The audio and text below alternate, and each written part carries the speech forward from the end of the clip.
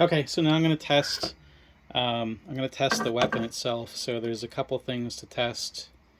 The first thing would be just the connectivity of this body cord plug um, to the grounding of the guard. So what that's supposed to do, or what that means, is this last plug down on the bottom, which is farther away, spacing wise, of the three, that's connected to the metal um, of the guard, so that if your opponent gets a touch on the guard where they shouldn't get a point, the grounding prevents that touch from registering with the equipment that it's plugged into. And the second thing I'm going to test is just the connectivity between these two, which are closer together. That's connected to the tip. The tip is literally just a switch. So when you push the tip in, these are supposed to connect, and that's what registers a touch with the fencing equipment. That's what I'm about to do. And then the thing to know about the tip, I guess there's a third and maybe fourth test.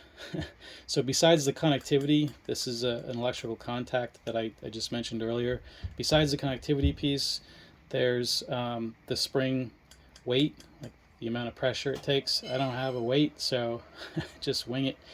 It doesn't really fail often, but it's 750 grams. You can buy something online, it's just a weight that goes over this. And you want to make sure the spring's strong enough to hold that weight up, the 750 grams, and not register a touch, because otherwise it's considered cheating. And then the third, the fourth, whatever, the next thing to test is the point of contact.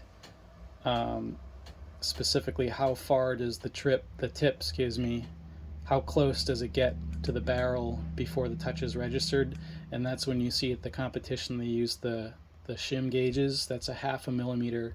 Again, I don't have it. I should probably get that, but I've been pretty successful eyeballing it in terms of how close it gets before the touch is registered. So it should be just really close, because 0.5 millimeter is pretty small. So I'll show you what the test looks like really quick.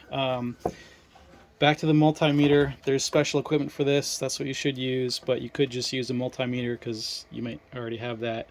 I put it to the continuity tester with the buzzer, so that just means that a successful test, you'll hear a buzz or beep or whatever. So the first thing I mentioned was the farther away part of the plug should be grounded to the guard, and there it is. You want to make sure. Oops, it was in the picture. So this last farther away of the three plugs, you just want to make sure that it's electrically connected to the guard and the weapon itself, and really everywhere. That's how it should work, so that touches don't register when your opponent's tip touches any piece of the weapon. Then the next thing is just the operation of the tip itself. So you see I'm connecting the closer two pins, and again, when the tip on this weapon is pressed, do I have room here?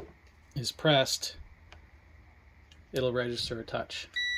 So you want to hear that first, and then you want to finish off with the last two things I said, which is the 750 grams of force, which I don't have, but again, I don't really get many spring tension failures, and then the shim width of 0.5 millimeter. And again, I'll just go slow so you can kind of gauge how close the contact point is, but there's some travel before you hear the beep, and here it is. So pretty close.